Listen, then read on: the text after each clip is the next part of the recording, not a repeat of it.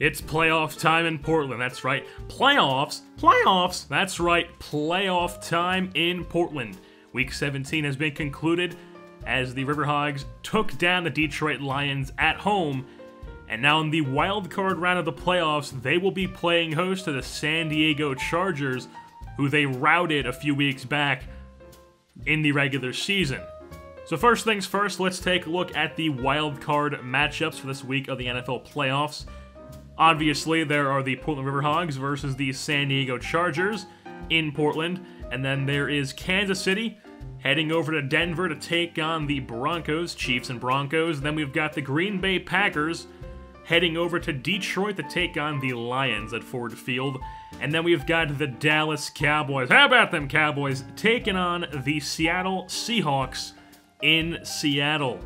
As far as the teams who have byes in the wildcard round and are just waiting to see who they play, those teams in the AFC are the New England Patriots and the Baltimore Ravens. In the NFC, it is the New Orleans Saints and the Philadelphia Eagles. The New Orleans Saints led by the NFL's MVP, Drew Brees. Bryce Brown did not win the MVP. Bryce Brown only won the AFC Offensive Player of the Year and the AFC's best running back. As far as Portland versus San Diego goes, we have some injuries for both teams. The Portland Riverhogs only have Stephen Gilmore out, which is a big loss because he was their leading interception guy on the season. He'll be out for 3 weeks with a shoulder tear that he received in Week 17 while trying to tackle a Detroit Lions player. And then we flip things over to the Chargers, and they have, most notably, their starting right tackle, DJ Fluker, Sidney Rice, their number 2 receiver, Julius Pepples, their starting outside linebacker, and both of their centers, along with their number 2 defensive tackle, are both, all of those guys are out for at least 1 week, and they will be out for the wild card game against the Portland Riverhogs. And that is a huge advantage for the Riverhogs when you don't have to face one of the best receivers on the team, their stud right tackle, both of their centers, and you don't have to worry about Julius Peppers getting to the quarterback. Now, as far as what each of these teams do, it's pretty obvious what the Portland Riverhogs do at this point. They have a very strong run game. Bryce Brown, AFC Player of the Year, Best Running Back in the AFC Award. He broke the NFL's single-season rushing record with over 2,900 yards on the season and 20 touchdowns. Absolutely colossal numbers for Bryce Brown, the former Kansas State running back.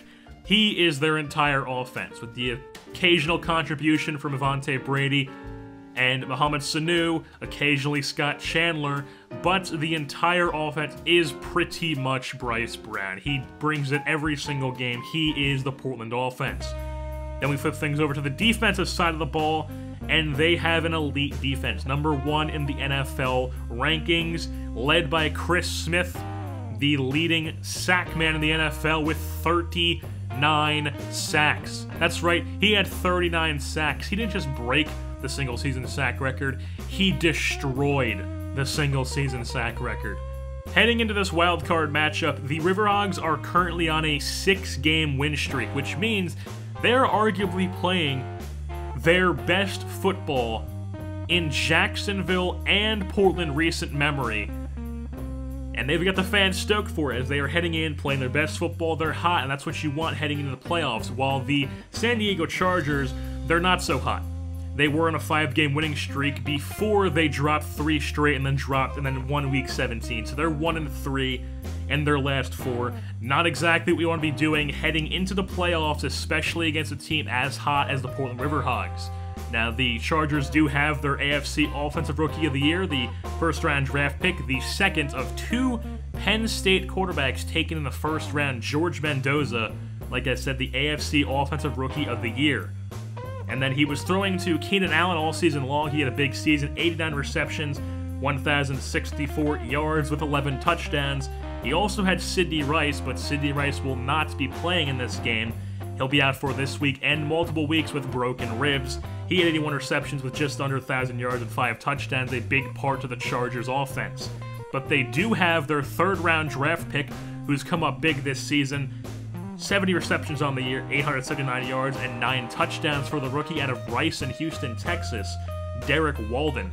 And head coach of the Portland Riverhogs has also issued a statement saying that Blake Bortles will be the starting quarterback heading into the playoffs, despite throwing 2 interceptions and no touchdowns in Week 17.